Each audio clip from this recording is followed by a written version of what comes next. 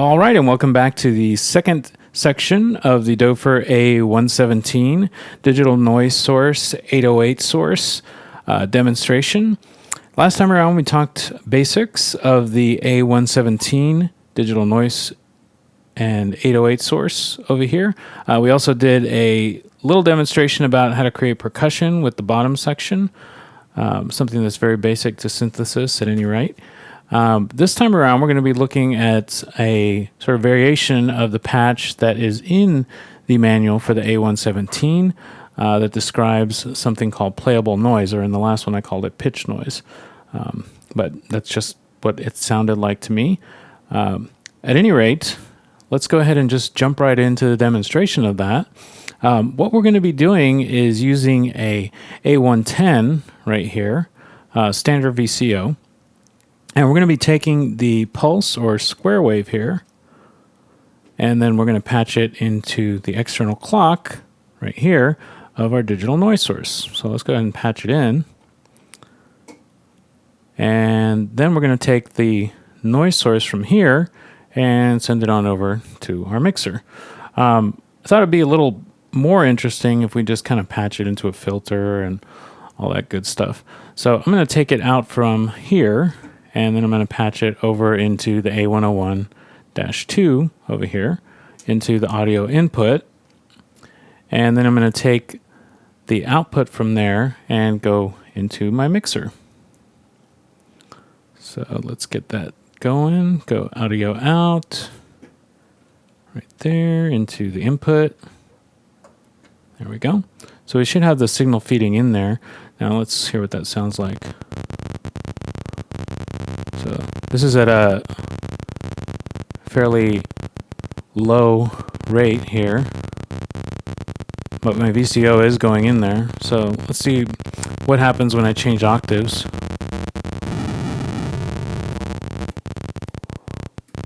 So that's at kind of a center octave, one octave up, one more octave up, one more octave up, one more octave up, one more octave up. So let's adjust the rate here, maybe go a little higher into the regular noise. And guess what?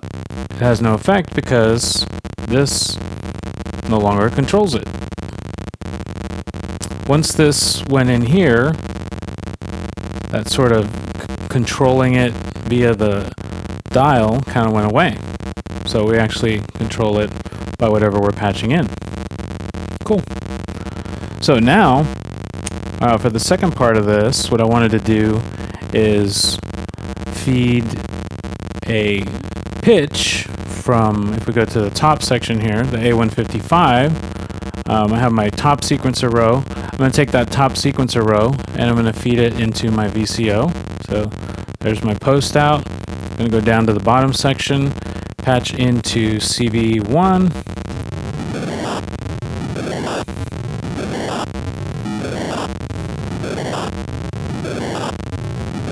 Okay, so there I have some kind of movement. Let me slow down my tempo. I'm going to go up to my A155 and slow that down. Let me change my octave. Maybe I can get something a little more musical.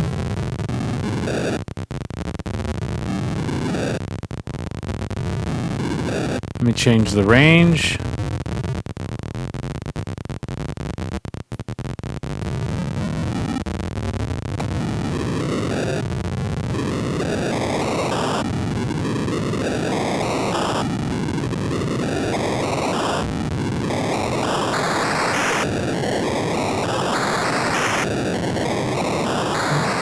Going to bring the cutoff down, or actually the amplitude since I'm in VCA mode.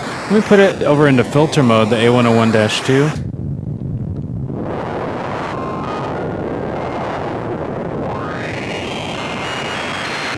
Turn the resonance down a little bit.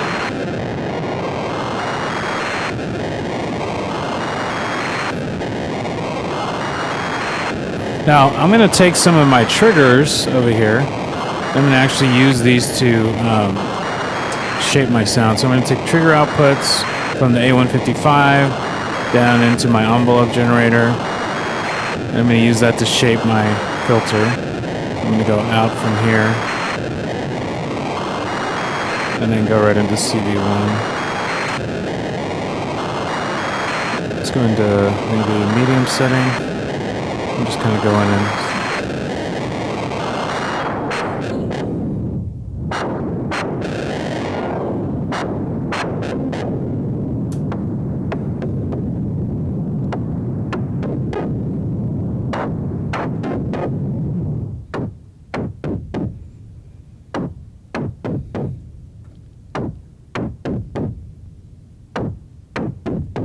Bring sustain up.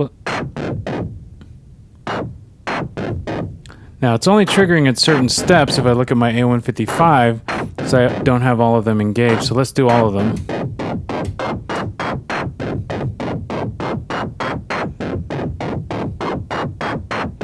And now I can kind of adjust it to taste.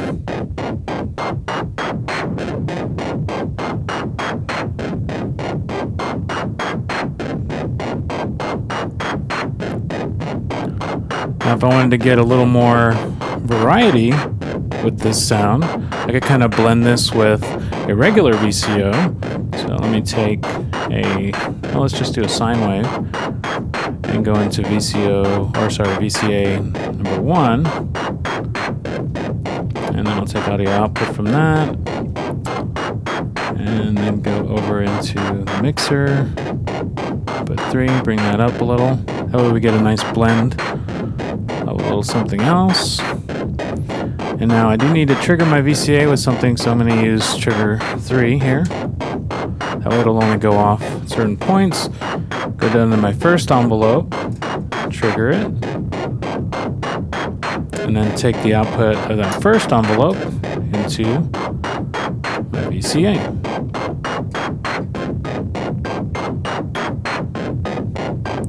Let's hear what our sine wave adds to this.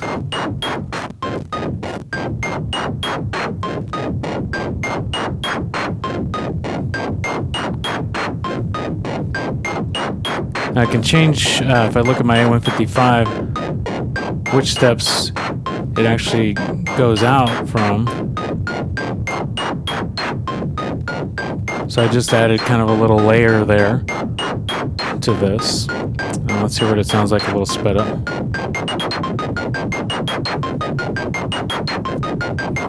But I think it adds a nice little texture, the two of them together.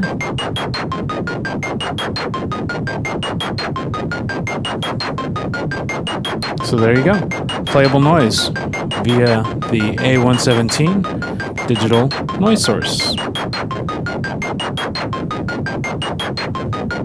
Now, this is a fairly complex little patch, but it has tons and tons of possibilities. Like I could switch the octaves here. Or sorry, the range of the sequence notes. And that's just for the top row.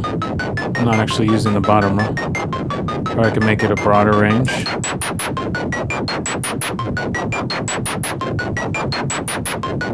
Just depends on what I want. I could add a little bit of glide.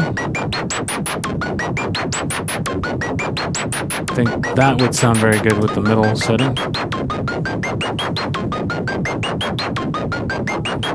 Maybe even bring down my playable noise a little bit.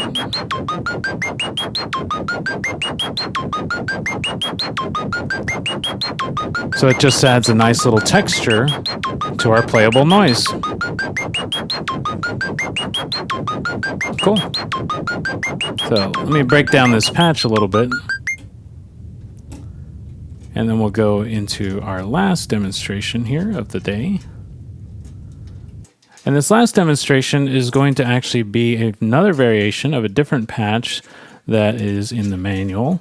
And I actually had a little bit of a time trying to figure this one out. It's the dripping sound patch, if you look in the A117 manual. And it's a fairly interesting patch. It's a sound I've heard before, kind of using different modules. I think maybe the random voltages as CV sources into filters at high rates. But it is a fairly interesting sound. So let's take a listen to that. I have some settings here written down that I'm going to kind of translate into this. So you can kind of hear what that sounds like. Primarily, we're just going to be working down here for now in the bottom section.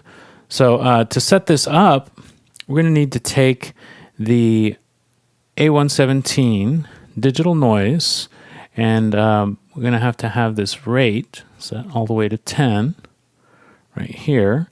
And this is actually going to be going into, we're not actually going to be listening to this time around. We're going to be feeding it into our envelope. And there you can see it's firing the envelope.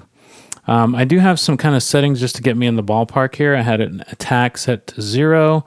I had my decay set to about 6.5. So that's about 5, 6, right about there. And again, this is just a starting point. The next one I had was 9.5 on the sustain. So let me go down to 9.5 on the sustain. And then on my release time, I had about a 5. Okay. I did have it in the medium setting, which it's already there.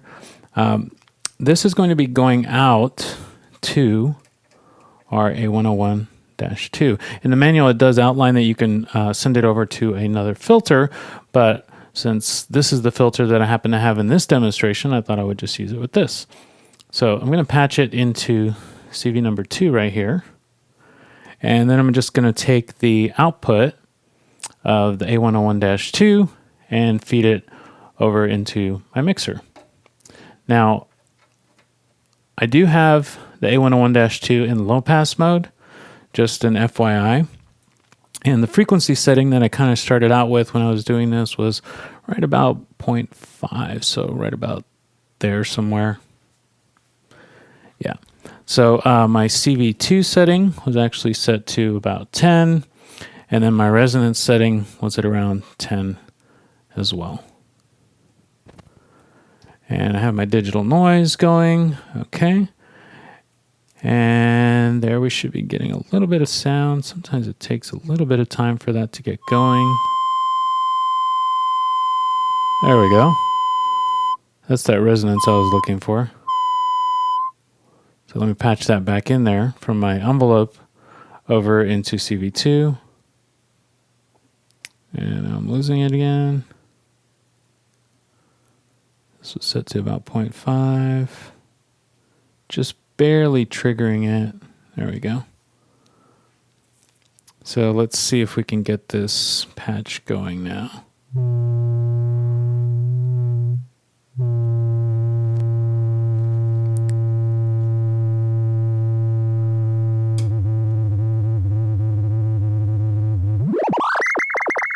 There we go. So this is kind of the starting point of the drippy water kind of thing. And if you listen to that, it does sound a little bit like dripping water.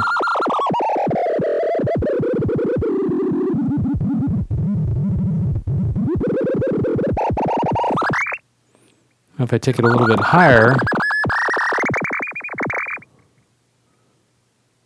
you can find a nice little spot right there where you get some pretty good drips.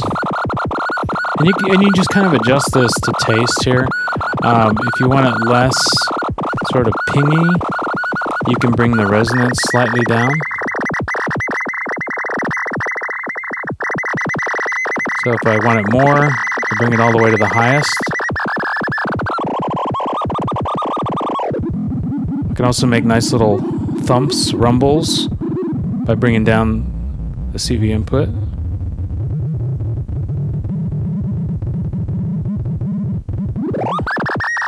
Right there you get a nice little drippy sound. If I bring my resonance down, eventually I will lose it, but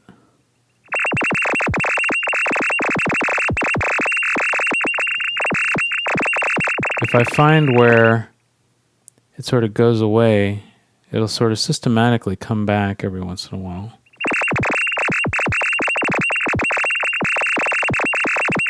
So from this point, if you go and adjust the rate,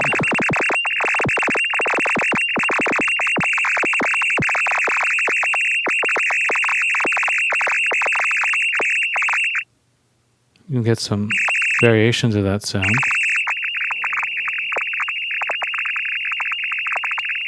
everything from a faucet running back to your dripping water if you have the resonance set to fairly high.